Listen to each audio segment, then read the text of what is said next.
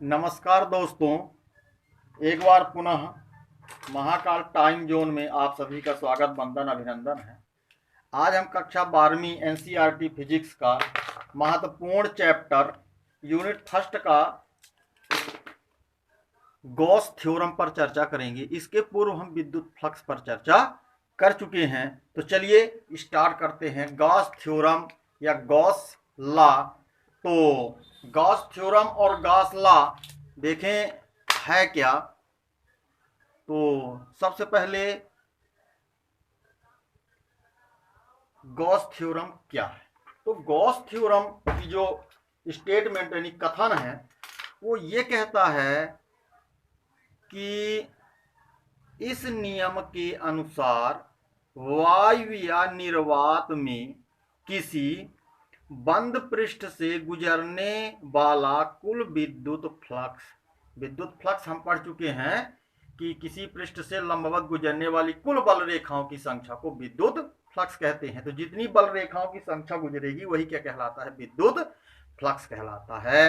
तो विद्युत फ्लक्स पृष्ठ के अंदर उपस्थित कुल आवेश का 1/ε गुना होता है। अब प्रश्न उठता है कि एप्सिलॉन 0 है क्या।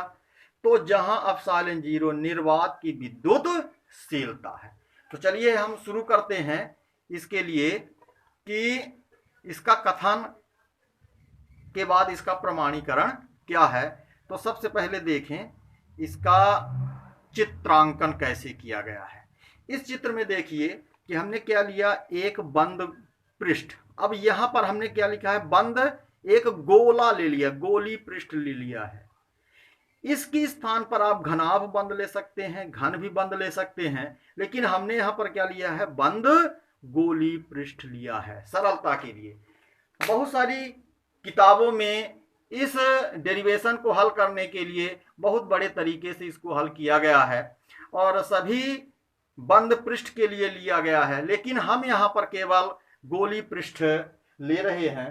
तो हम चलिए स्टार्ट करते हैं और इसका शुरुआत करते हैं कि इसका प्रमाण कैसे हम देंगे। तो चलें शुरू करते हैं। तो इसके लिए मानेंगे, अब यहां पर देखिए एक हमने क्या लिया, गोलीय पृष्ठ लिया। इस गोली पृष्ठ का ये जो केंद्र है ये क्या है, केंद्र को हमने एक बिंदु का नाम दे दिया O। इसके केंद्र पर एक +Q आवेश स्थित है।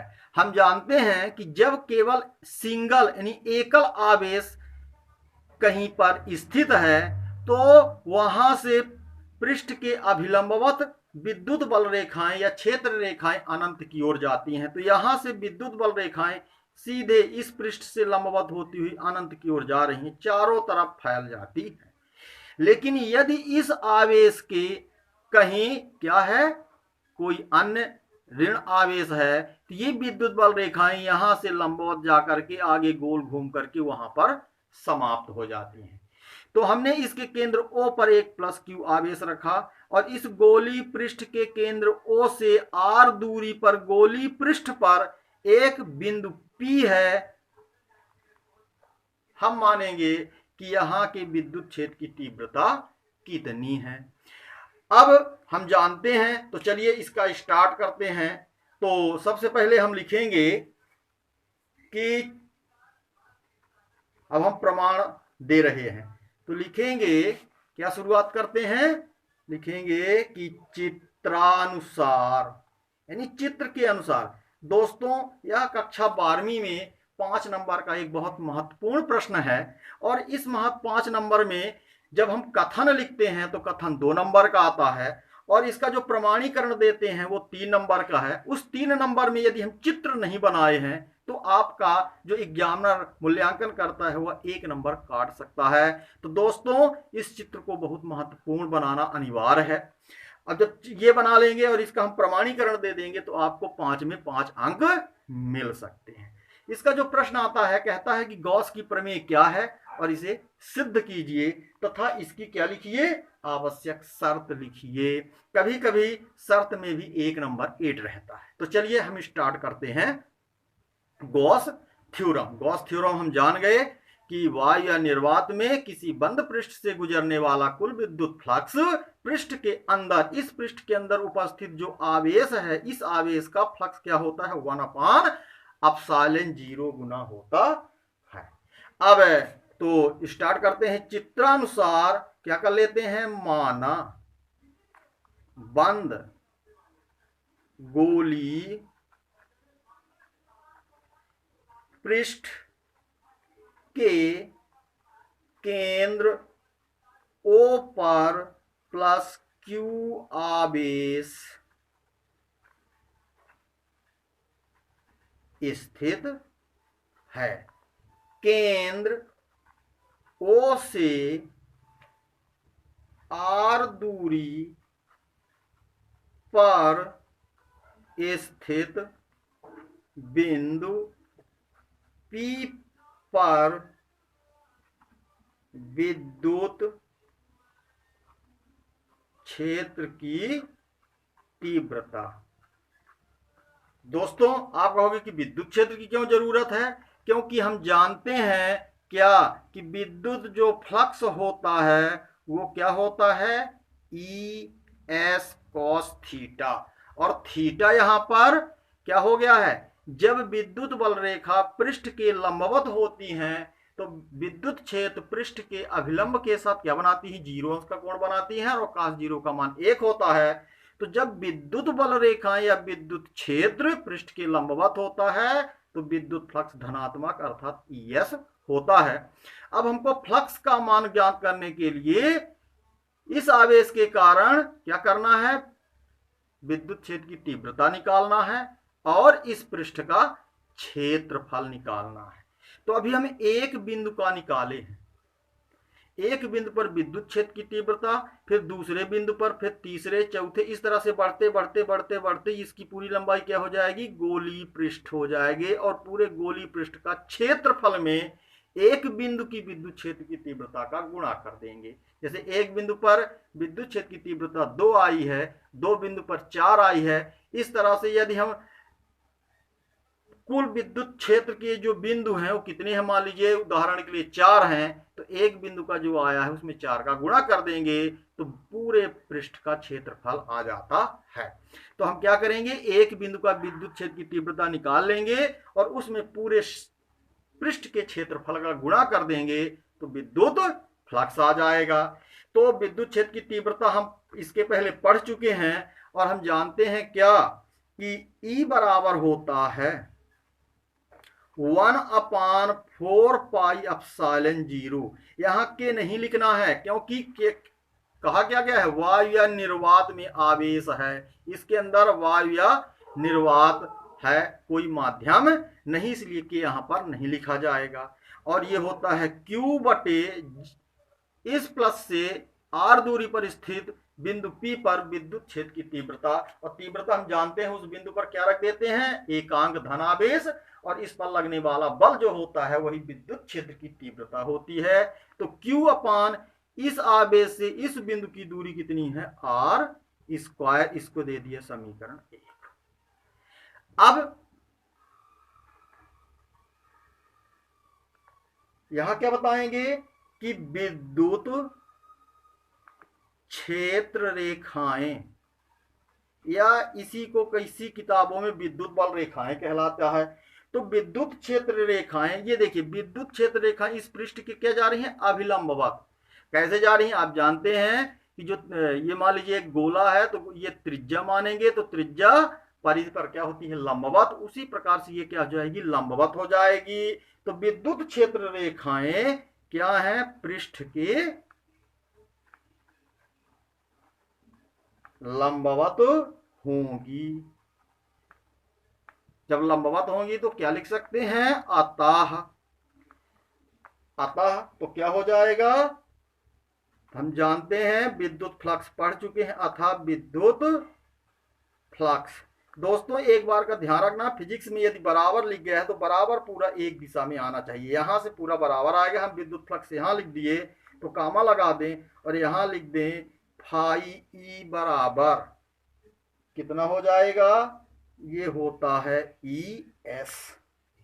अब यहां पर आप लिख सकते हैं जहां यस क्या है, ई तो पता चल गया विद्युत क्षेत्र की तीव्रता है, तो यस क्या है, जहां यस गोलीय पृष्ठ का क्षेत्रफल है।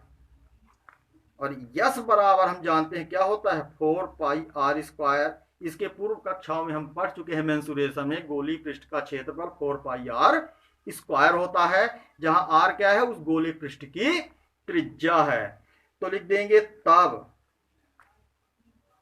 फाई ई बराबर, समीकरण 1 से ई का मान और यस का मान ये रख देना है। एक बिंदु का विद्युत क्षेत्र ये आया है, पूरे पृष्ठ के क्षेत्रफल में इसका गुणा कर देंगे तो पूरे पृष्ठ का क्या जाएगा, विद्युत फ्लक्स आ जाएगा। तो ई का मान समीकरण 1 से तो कितना हो गया, 1/4 pi epsilon 0 Q upon R square. इस यस के स्थान में क्या लिख देंगे, 4 पाई आर स्क्वायर। दोस्तों यहां पर देखिए कट क्या रहा है, तो यहां पर देखिए 4 पाई से कट रहा है, आर स्क्वायर ये इससे कट रहा है। आपको काटना नहीं है, आपको सीधे लिखना है, या फाई ई बराबर हो जाएगा, जब ये सब कट जाएंगे तो कितना बचेगा, 4 पाई कट गया तो ये बचा 1 केवल एप्सिलॉन 0 बचेगा, और इंटू क्या बचेगा, क्यू बचेगा। तो यहां पर हम लिख सकते हैं, चाहे यहां लिख दे गुणे क्यू, तो अगली लाइन में लिख सकते हैं फाई ई बराबर क्यू अपान एप्सिलॉन 0। और यही क्या करना था, हमें प्रूफ करना था। यहां पर कथन लिखा हुआ है। अच्छा, कथन यहां पर 1/एप्सिलॉन गुना होता है। और जहां ये है, इसके आगे थोड़ा सा अगर आप और अच्छे से लिख सकते हैं तो लिख सकते हैं, अर्थात फाई ई बराबर होता है क्यू अपान एप्सिलॉन 0। इसका पूरे सा न्यूमेरिकल लिख दिए हैं। इस भाषा का ये है, तो इसी के आगे हम लिख सकते हैं कथन में, और हमको यही सिद्ध करना है। और हम हल किए तो फाई बराबर हो गया क्यू अपान एप्सिलॉन 0। लिख देंगे कि यही गॉस की प्रमेय है। कभी कभी दोस्तों एक प्रश्न इसमें ऐड हो जाता है कि गॉस की प्रमेय की शर्त लिखिए, तो आप यहां पर हेडिंग डालिए गॉस की प्रमेय की शर्तें। शर्तें क्या होती हैं, तो शर्त होती है, सबसे पहले क्या होना चाहिए कि जो गॉस की प्रमेय है, तो गॉस की जो प्रमेय है, गॉस की प्रमेय ध्यान रखना, केवल बंद पृष्ठ, केवल बंद पृष्ठ के लिए है। गॉस की प्रमेय खुले पृष्ठ में लागू नहीं होती है।